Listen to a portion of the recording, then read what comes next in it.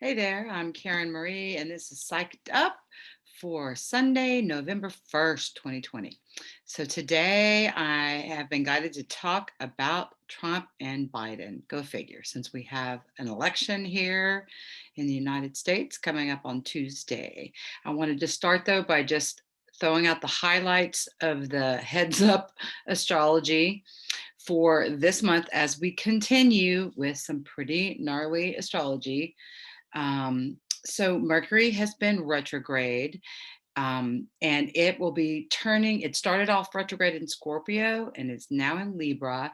It will be turning to station direct on Tuesday, on election day. And as I said before, anytime a planet is stopping, turning around, stopping to go backwards, stopping to go forwards, it's most potent and powerful. So you can expect all the Mercury retrograde things to be happening on Tuesday. Glitches in computer programs, glitches in communication, glitches in telephones. I wouldn't be surprised if there's not glitchy voting at the booths happening. And we will not know who is president by the end of the day.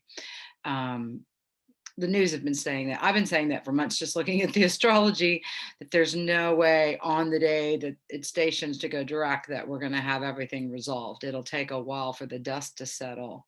So election day is Tuesday, November 3rd. That's when Mercury goes direct. Venus is also quincunx Uranus on that day. I won't go into that, but there's more than one thing going on astrologically. Um, Mercury square is in square to Saturn right now, starting already, and it's going to be squaring Saturn all week. So, what does that mean? Mercury, again, the planet of communication, it rules our head, technology, transportation, travel, is squaring, having a difficult relationship with Saturn. Saturn is our stop sign, our boundaries, where we say no, where we set up the parameters. Saturn is in Capricorn is also our government, the rules, the laws. So we're having a square off between what the rules are and what people think and what they're saying. Surprise, surprise. So that's going on. That's the backdrop all week long. Let's see. On Monday, the 9th, Venus is opposing Mars. So the planet that represents love and relationships and what we want to put our attention into is opposing Mars, the planet of war and our ego. So there's going to be this, heart versus ego energetic. That's a week from tomorrow on Monday, the 9th. And then on Thursday, the 12th, Jupiter, the planet of expansion and knowledge, is conjoins Pluto, the planet of death and transformation, at 22 degrees. That is also going to be a very powerful coming together. They're already 1 degree apart, so they're already in close proximity. But I really, it just feels like that could be a totally emotional day because the sun will be at 20 degrees of Scorpio on that day. So Scorpio is already dredging up. The sun in Scorpio already dredges up like deep things within ourselves, our deep emotions and deep secrets. And 2 is feelings, and 0 is like holding space for, and it's usually boundary issues. And so, like on 2 days and 20 days, we can be extra emotional anyway, just no matter what sign the sun is in. But in Scorpio, it's extra sensitive. And then the expansion of the transformation principle going on Thursday the 12th. On Friday the 13th, Mars goes direct. So it's been retrograde as well. Again, Mars represents our ego. It's where and how we take action and put our energy into things. It's also the god of war, and it's been going backwards. So it's been kind of offline again. When a planet turns a different direction, it's most potent and powerful. So Friday the 13th should be a doozy. with the Mars energy. I really see that showing up as a lot of volatility. This volatile planet energy is making human beings be extra volatile. So those with unresolved issues really seem to take their energy out on other people. I want to talk more about that principle because that's been coming up as something to talk about.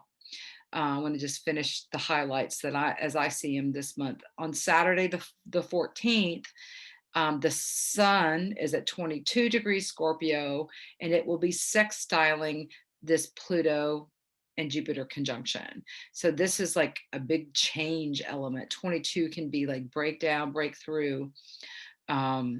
So it can be a volatile time. And then we have the new moon on Scorpio on Sunday, the 15th, and Venus is squaring Pluto on that day. And at the end of the month, we have a Gemini full moon lunar eclipse on the 30th. So it's a volatile month. So I have seen in my 32 years of doing professional psychic readings this theme that happens within my clients and the people that they're in relationships and the people that I observe in my life. So there seems to be sort of two schools of people that we divide into. And I'm not talking about Democrats and Republicans.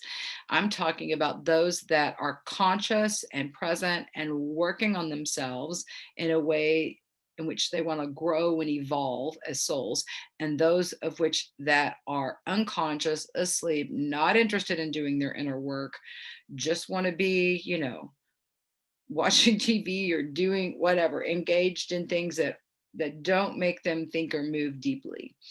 I feel like, and what I have been guided, my guidance has told me is that we are here on this planet to grow and evolve as souls and access our higher self, our spiritual nature, because that is the piece of us that we get to take with us after we drop our bodies down.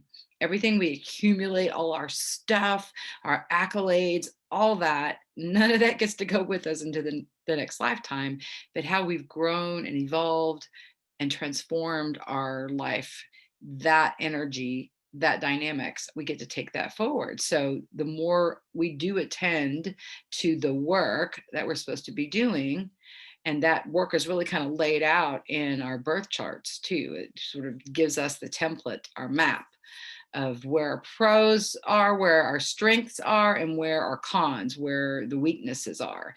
And it's all meant to be evolved upon. So you can have a weakness in your birth chart. Doesn't mean you're going to be weak in that area your whole life, but it does mean it's an area that you have to put some concerted effort into in order to change it, in order to transform it, right? So the dynamics I see a lot are people that get into relationships, significant others, partner lover relationships, and we have one partner who's working on themselves, trying to transform their life, trying to do their, in Buddhism we call it human revolution, and the other partner that is not interested in doing their deep inner work, just want to get by, want to make money, want to have success, want to have comfort, whatever it is that their goal is, but it's not about their inner work. I have seen over and over and over again that the people who do not do their inner work blame their environment for everything. They don't want to take responsibility. They don't want to look at what part they're playing in anything. They want to blame the other person. I see this a lot in very abusive relationships, that the person who is perpetrating the most abuse is the one who has not done their work. And then the victim is the person who is trying to help heal the other person, right? And we can only heal ourselves. We can't heal the other person. And there's often a codependent relationship where the person that's being abused can't see their life without the person that's abusing them, and they're caught in this tug of war. And the person who's being victimized is trying to get the other person to see themselves, and so they can do their work, or they're spend a lot of time defending themselves against false accusations, crazy making for someone to call you out for the very thing that they're doing to you. And this is the dynamic I see in abusive relationships, whether it's a physically abusive relationship, emotionally abusive relationship, mentally abusive relationships. I see covert, where the person's not saying, or they're harboring negative thoughts and feelings towards the other person. That is also on a level of psychic abuse. Especially the other person is usually an empath or a feeler type who can sense that this person doesn't like them or doesn't feel good towards them. And that just, it's that same dynamic, right? So once someone starts doing their work, they're not going to be blaming the people around them or their environment for the things that are wrong. They're going to say, oh, what is my piece in this? What is my part? When I first was introduced to Buddhism, this was one of the principles that I was taught, and I've been practicing Buddhism for 36 years, that your environment is always a reflection of yourself. Whatever's going on that's unresolved inside yourself is going to be projected onto your environment, and that's what you're going to see, so that you can have this mirroring, so that you can do your inner work, right? Even seeing ourselves in the negatives can be a positive thing. We can recognize, oh, that's just reflecting how I feel about myself. So most situations where someone is in an abusive relationship, they are beating themselves up inside. They don't feel like they're a good person. There's some low self-esteem involved. And so even though they may not be conscious of that, that's being projected into their environment. And then this person is being abusive. Once they recognize that they deserve love, they deserve to be treated well, they deserve to be nurtured and loved in a real way, they will, in those relationships, step out of them, or there'll be a huge shift and transformation that will happen in their partner. And all of a sudden they do wake up, they do see what they've been doing, they make changes.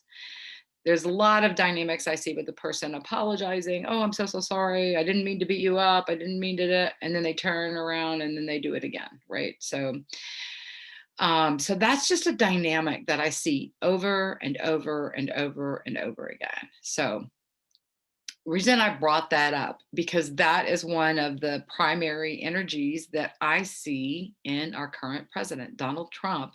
To me, is someone who has not done his inner work, and he blames the environment. It's always someone else's fault.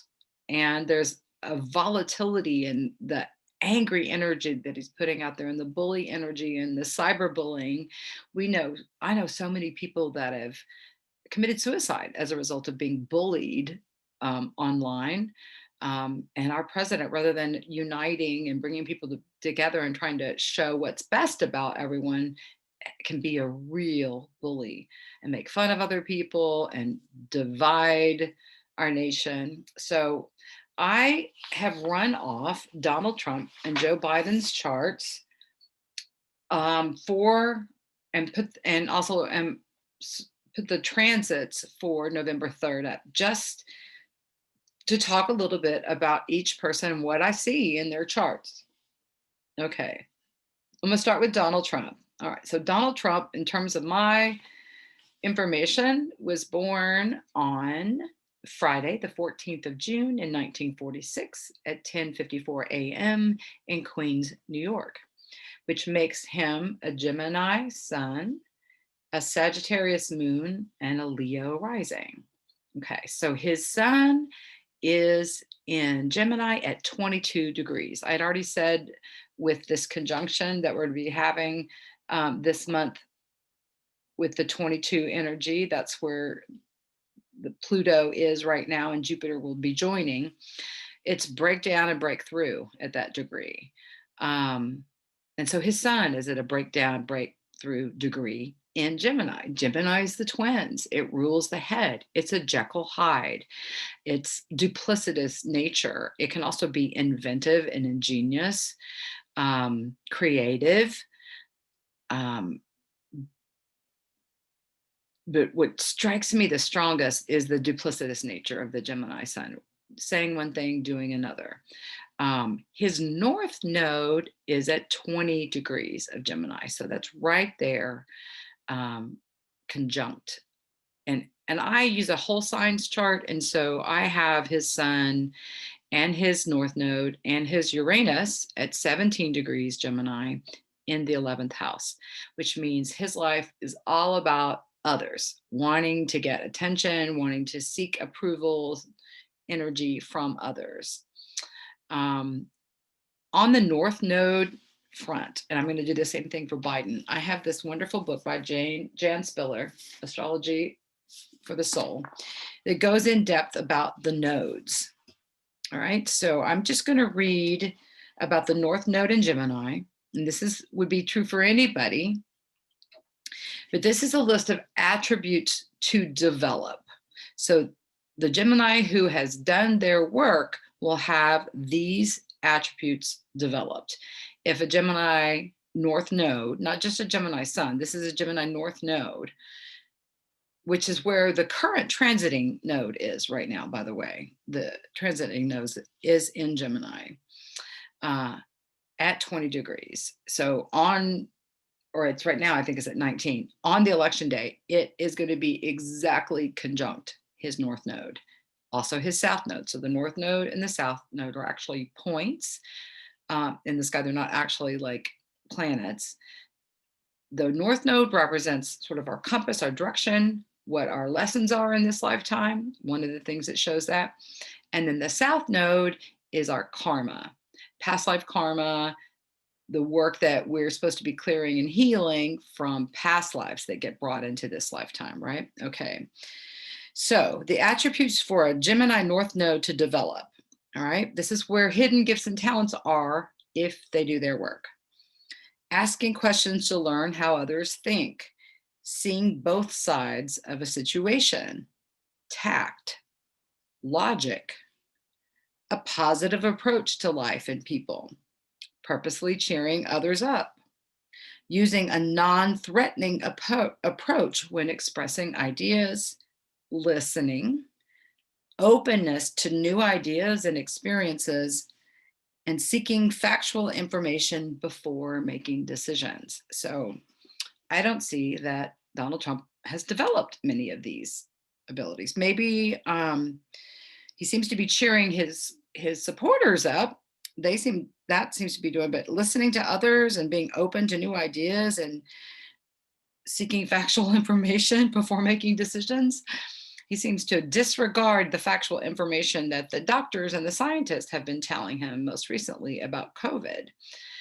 I find it very interesting that the South Node, the North Node on election day will be exactly conjunct his natal North Node, and the South Node will be exactly conjunct, which is called a nodal return. To me, I feel like it's a karmic reckoning. I believe karma is just a law of the universe, much like the law of physics. For every action, there's an equal and opposite reaction. What you put out comes back to you. I am a firm believer in karma, that no matter what, if you put good causes out, you will get good back eventually at some point. If you set negative causes, you will get negative returns. So I find it very interesting that on election day, he's having a nodal return. And I really see that as, did you do your karmic work? What's that past life energy coming back around? I feel like it's his karma is going to be coming back around. And if it's what I sense psychically, that he's been setting a lot of negative causes, then that's what's going to come back. All right. So I've talked about the sun. His moon is in Sagittarius, 1 degree off his south node. So the moon for anyone is your inner state, your emotions, your intuition.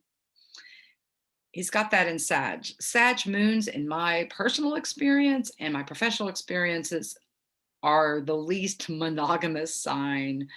Sages can be the lovers of all people. That's the positive end of Sag, but I really see that Sag's sun, moon, and risings can be not so monogamous. It's great if you want a poly lifestyle and you're out front with everybody. I'm going to love everybody. I'm not going to be committed. a monogamous, that can be awesome. But for those who pretend to be in committed relationships and really aren't because they really love everybody, the moon is an introspective planet. It's our feelings, and when you have it in Sag and a fire sign, you're going to be projected externally to get your validation, which is how I see Donald Trump, needing attention seeking from others always to feel validated. And I don't, he's on record as not being monogamous. He has messed around on all three of his wives. So I don't believe he really knows how to be monogamous and doesn't want to be, really. If he just honor and own it and rock it, that would be a different story. Okay. He has got his Mars in Leo at 26 degrees, and his rising is at 29 degrees. So 29 degrees of any sign is sort of the final test, the wrapping up, the culmination of the lessons of that sign. So again, Leo is a fire sign as well, which they love to be in front of the stage. They are on the stage, actually, not in front of, on the stage. Leos love the stage, love attention. It's one of the qualities. Leo can also be the pussycat who just wants to be curled up in somebody's lap and being stroked. But it's a fire sign. It's an external validation sign. So both his Mars, how he wants to take action, his Pluto is there at 10 degrees, which is death and transformation as a result of this Leo energy. And then to learn the lessons of the Leo, which is Leos can be the most arrogant. They can be into themselves only. So his job as his risings at 29 degrees is to learn the lessons of humility. It's one of the things to learn and temper that ability to turn on a light that attracts others and do that for the good of all, not just his own personal needs.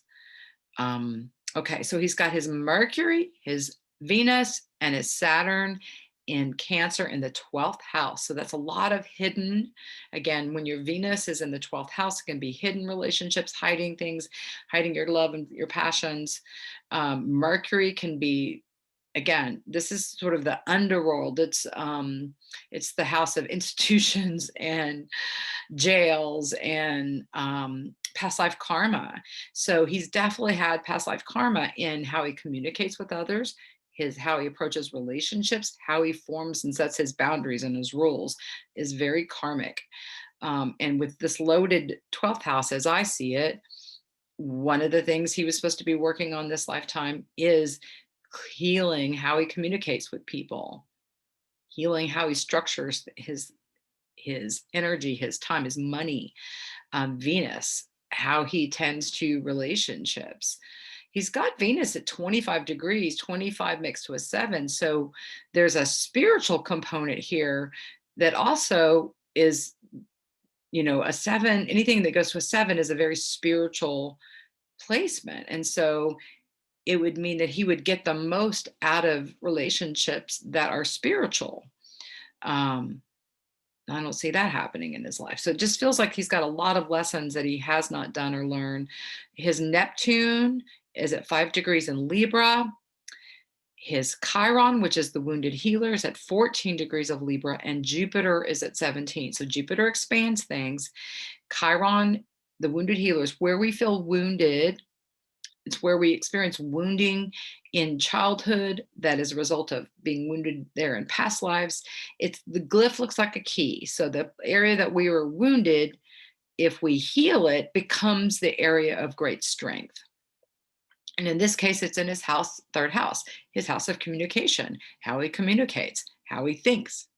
So it was a weakness. He probably, I haven't read any of the books about his childhood, but I would imagine that he didn't feel very good about how he communicated or how he wrote, maybe his writing skills or whatever when he was younger. Or wounded. Jupiter expands that woundedness. So he's got this gaping wound in how he communicates with others. I also feel like that's where the bullying comes from. So his Juno, which is the good wife, it in the chart. It represents what we look for in our partners. It can represent a wife or a husband in a chart, where they may show up, or qualities that they may have. So he's got his Juno exactly conjunct his Chiron at 14 degrees, which is a setup for being wounded in his primary relationships as well. So as much as he has wounded others by not being faithful, I believe he's been wounded probably in the way things they've said to him, is what I would guess. The messages that have come from his wives and girlfriends has probably been very hurtful as well. Again, I don't know anything about his personal life, but that's what my intuition tells me. Now, on the day of election, the sun will be in Scorpio in his fourth house. He doesn't have anything in his fourth house. So it's illuminating home, which is empty, a home and family. And I would also feel like he felt sort of alone in his childhood home. It'd also be what I feel about that. Also, the third house can be siblings. So this wounding could come from siblings as well. The Chiron wounding I was talking about. So on the day of the election, the sun is illuminating an empty fourth house for him. Pluto and Jupiter and Saturn are all in Capricorn in his sixth house. Sixth house is a house of work, service, health. And so this dance that these three outer planets, the stellium's been doing all year long, is breaking down and transforming in whatever areas of the chart it shows up for each individual person. And for him, it's a breakdown in the areas of his work, his health, his service to others, right? So the fact that we've got such a close conjunction of Jupiter, which expands things, and Pluto on the day of the election is a transformation in his line of work. Also, it's conjunct his Pholus at 24 degrees. Pholus is like an asteroid that is like an initiating spark. It initiates things. So with transformation and spark, it's definitely going to be a powerful transformation and change in his house of work, service, and health. This is seeing that these planets were in his sixth house at the beginning of the year. I was calling that he was going to have some sort of health crisis. So he not only did he have a personal health crisis, there was a health crisis that also was conjunct his work this year, which I find interesting. He's got Uranus transiting his 10th house. 10th house is mission in this world. Uranus is sudden, unexpected things, and it will always transform and change up whatever house it's moving through. It takes really 8 years to move through a sign. So that's another sign that I feel like his work, his mission in the world is going to be suddenly shaken up and changed.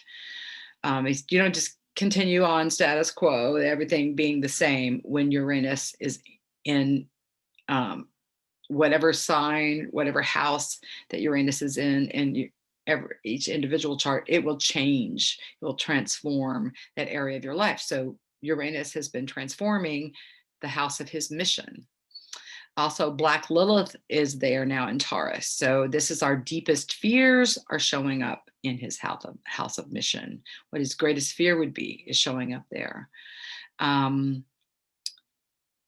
So Mercury is in Libra. Venus is going to be in Libra. The moon will be transiting in Gemini on the day of the election, which will be going over his Uranus, natal Uranus. So sudden, unexpected things, the moon will be highlighting. So these are the kind of things that I look at when I just can't see him continuing being the president, just based on astrology, that the stellium that's breaking down the old paradigm is showing up in his house of work, and Uranus, which shakes things up, is in his house of mission. All right, so I'm going to go and switch to Biden. Okay, so I have that Joe Biden was born on Friday, the 20th of November, 1942 at 8:30 a.m. in Scranton, Pennsylvania. Okay, so he is a sun sign Scorpio. His moon is in Taurus, and he's a rising Sag. Okay. So his sun is at 27 degrees of Scorpio. His Venus is at 28 degrees of Scorpio. His Mercury is at 21 degrees of Scorpio, and his Mars is at 12. He is a quadruple Scorpio. So as I talked about in last week's video, Scorpio is the deep dark waters. It's very, very psychic, very intuitive. And it has 3 different totems. The scorpion, which is if you mess with the Scorpio, they can sting you. The evolution of that, which is the phoenix, which is death and transformation. He's definitely lived a lot of that in his life, losing his wife and child early. His first wife and child were killed in a car accident. So he's definitely already experienced his death and transformation aspect. And then the highest aspect of Scorpio is the eagle, which is that flies above and can witness and observe and have a spiritual take on the world. So these are all in his 12th house as well. So this is a lot of coming into workout karma as well. Having things deep and hidden that come to the surface and shift. On the day of the election, the sun will be at 11 degrees of Scorpio, which is conjunct his Mars, which is illuminating and highlighting his planet of taking action. So I see that as a super positive for him. His sun at 27 degrees and his Venus at 28 degrees are conjunct. And they're 1 degree apart. So what he loves, what he's passionate about, he's transparent about, is how I see that. Even though Scorpios can hide things, I feel like he wears his heart on a sleeve. Like what you see is what you get with him. His moon is at 0 degrees of Taurus. So 0 degrees of anything or anything that ends in a 0, a 10 or a 20 is the lessons of boundaries, learning boundaries. His his moon in Taurus at 0 degrees. Again, the moon is his emotional state, his intuition, would have him have great feelings and compassion and loyalty to other people. But he probably was run over by people a lot until he learned to stand up for himself. I would guess that would have been a lesson he learned early in his life with that 0 degree moon. It also makes me think he could be an artist, have artistic creative abilities. Taurus energy is the artist, as I see. It's ruled by Venus, and Venus is arts and music. And so with the moon there, he definitely has a great appreciation for the arts.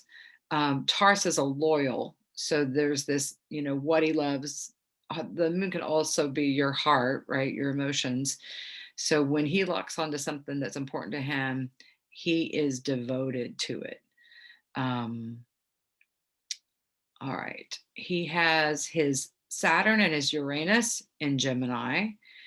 And on the day of the election, the moon will be, again, going over Gemini. So he'll be going over his Saturn, how you form things, structure things. So there can be a new structuring of his life. So I see that as a positive for his winning. Again, the sun conjunct his Mars, illuminating how he's taking action. These are both astrologically positive signs pointing to his chart. So his north node is at 0 degrees of Virgo and his south node's at 0 degrees of Pisces. So just like I read Trump's north node, I'm going to read the qualities for a north node in Virgo and what they're here to develop. Okay, bringing order to chaos, creating routines, focusing on the here and now, acting on feelings of compassion, being of service to others, analyzing and categorizing, gaining self-confidence through experience, moderation, taking risks in spite of fears, noticing and valuing details. So Biden, to me, has a lot of these qualities already. So I feel like he's someone who's also done his inner work, I would just guess, by this list of things. And so again, he's got his north and south nodes at 0 degrees. So again, the lessons of boundaries, setting boundaries, but also holding space for the zeros hold space for others. They think of others first. Um, and Scorpios are the observers too. They sit back and they watch and they take in what other people are doing. If you want to know what's gone down in a situation, ask a Scorpio that was present. They will have taken in all details. And Virgos are very attention to detail. So this North Node in Virgo is very much attention to detail. And his North Node is in his 10th house, his house of mission. Let's see, what else do I see? His Jupiter is in Cancer at 25 degrees in the 8th house. So this, again, 25 mixed with 7, so spiritual. Jupiter at 27 is a very spiritual placement. I mean, like I said, any planet at 25 or a 7, anything that makes out to a 7, 16 is also that, is a spiritual thing. So he is very much interested in spiritual growth, not necessarily religious, but spiritual growth. His Pluto is in Leo at 7 degrees. And his Chiron is in Leo at 28 degrees. So his Chiron is in the 9th house. So the 9th house is foreign travel. It's higher learning. It's also like anybody who's going after extra degrees, that's a 9th house thing. So Chiron, again, area where he was wounded. So something maybe having to do with learning new things when he was younger, education, learning about foreign countries. There's some wounding in that. Perhaps he could even have wounding as a student and then be a teacher as a result when you heal that. I'm thinking about his stuttering, and I feel like it's coming in like often a traumatic event can be why people have stuttering issues. So I'm wondering if he had that kind of problem in school, if there was something that happened in his school in an early day that created the stuttering. But I feel like he's here to be a teacher, especially with Pluto at 7, again, another spiritual number, transforming. One of the jobs is for him to transform the way people understand and see things. That's how I'm going to interpret that. His Neptune is 1 degree Libra, which is in his 11th house. So he's really, I feel him being very psychic and very tuned in to other people. So whereas I see Trump really into himself and into spinning things how he wants other people to see him, and very much dependent on wanting validation from outside, all this Scorpio energy, I feel like Biden has done a lot of his work internally to work on feeling good enough to put himself out there. Like, I feel like for him to have been running for office, he had to do a lot of inner work. And probably, I would think with these zeros too, that he was run over a lot and didn't stand up for what he really believed in early in his public service life as well. The fact that the sun is illuminating his Mars and the moon is illuminating his Saturn on the day of the election, I feel like it's going to be a Biden win. This stellium of planets, Jupiter, Pluto, and Saturn, that's transforming things, shows up in his 2nd house, which would be transforming his money, his financial life, his financial world, also his physical body. We all know that the presidency takes a toll on people's physical health, but there's a transformation there in his 2nd house. Uranus is in Taurus in his 6th house, which is sudden, unexpected changes. And so that's, again, the house of health, service, and work. So Uranus changing up what he has been doing, which I don't know what his work has been before he started running for president, but Uranus is changing up what he has been doing. So again, I feel like there's a shift and change in a positive way. Uranus may shake things up and break things down, but is always meant to bring about a spiritual change, a spiritual transformation. So yeah, it just feels very much planetarily that Biden's the got the win here. I feel like even the people in the news are predicting it's going to take a while. That because of Mercury going direct on the day of the election, but also that Mars doesn't go direct till the Friday the 13th.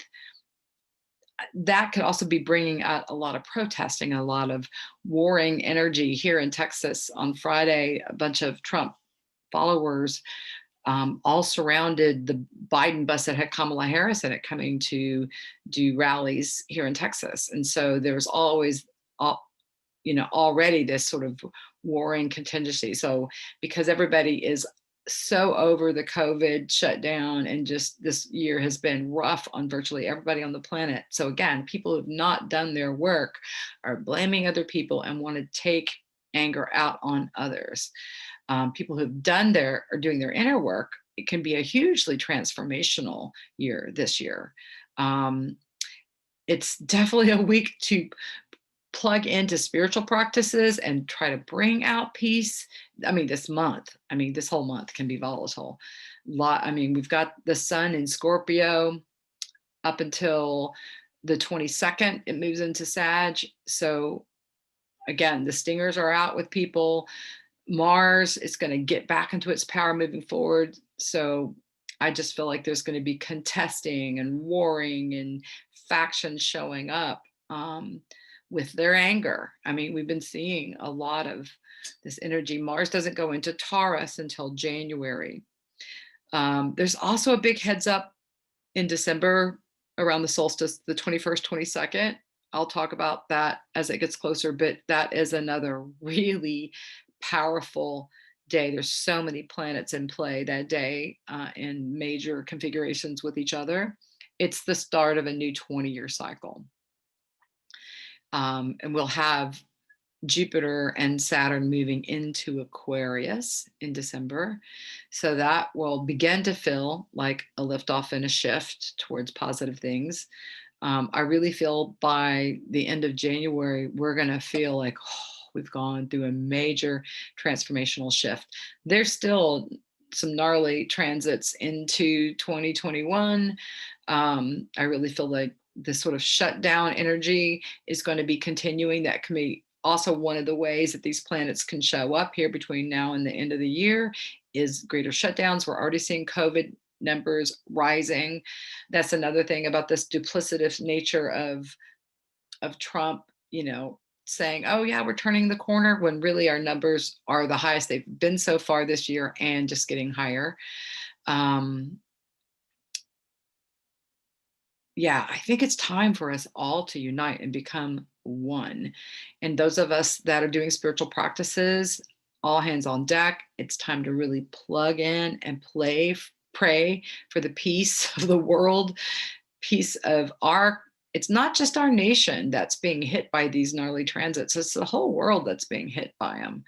So everybody needs prayer right now, and to plug into peace and harmony and love and goodwill towards all men and women. This year's been a wonderful transformational year for me personally. So I've taken this energy, gone inside and made some major changes within my own life. And it's been a great time to be chanting and meditating and doing my work. So it doesn't have to be horrible, but please don't override your own intuition, your own gut feelings moving forward. It could be really volatile out in the world, both with COVID and with people with unresolved stuff, just looking for somebody to take it out on. So I feel like that the incidences of domestic violence are going to be increasing with the Mars going direct, with people who are hell-bent on having a terrorist attack, taking out their anger in whatever way. Yeah, the hornets are out. Interesting that they're finding murder hornets up in the northwest part of our country, because it feels like that energy is just out. And so don't override your intuition. If something intuitively feels like, no, I don't know about this, doesn't feel safe, doesn't feel right to me. I was going to go to the grocery store today, but I just, everything within me doesn't want to go. So listen to that. That may be your own intuition, your own higher self trying to protect you. So our own guides, protective forces will lead us to where it's safe if we're listening. If we're overriding our intuition and not listening, we can end up in the car accidents. We can end up at the scene of a major shootout or whatnot. Um, and I'm going to live it on a positive note, which is that this is transformational times. So the good news is we are transforming the old paradigms and moving into new ones. That is definitely going down. However, that shows up in everybody's life, showing up differently, but we're all giving the opportunity to transform what has been going on in our life and put it in a new place. That's what these times are really all about, if you want to boil it all down. We're taking down the things that do not work, the structures that do not work in our world, and we're going to be building up new ones. And it's going to, Pluto's been doing a demolition, and everybody knows when something's been gone through demolition, there's a mess. So everything's being torn down right now, which is going to be leaving a big mess. And it will take some time for us to clean up the mess. And Pluto doesn't move into Aquarius, the sign of humanity, until 2024. So we've got 4 more years of Pluto continuing to transform this old paradigm in Capricorn that like it's been doing. At least we'll have Jupiter and Saturn moving out of this dance with Pluto and into Aquarius. So Saturn, the rule maker, moving into Aquarius is about that the rules and the laws are going to be about humanity, everyone. Jupiter expanding this concept as well.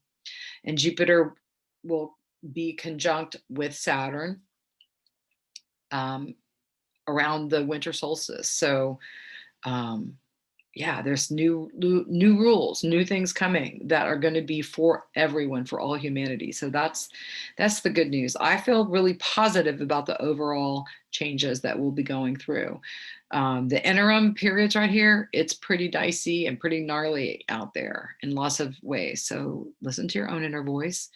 If you need a reading, you can contact me through my email, which is bringoutthebuddha@gmail.com.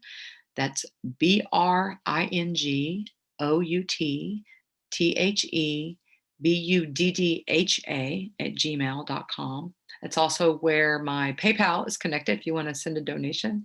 That's the email address I use for that. If you want to send a donation through Venmo, you can send that at Karen-Marie-16. That's KAREN dash MARIE-16. That's my Venmo. I gladly accept your donations.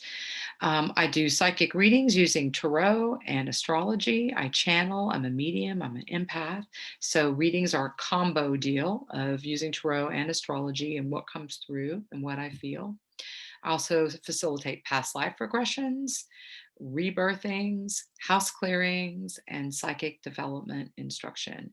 So if you're interested in developing your psychic abilities, you want to do a past life regression and see who and what you've been in past lives, I'm doing all my services via Zoom these days. So we can set up appointments via Zoom. So if you want more information about my services, again, you can email me at bringoutthebuddha@gmail.com.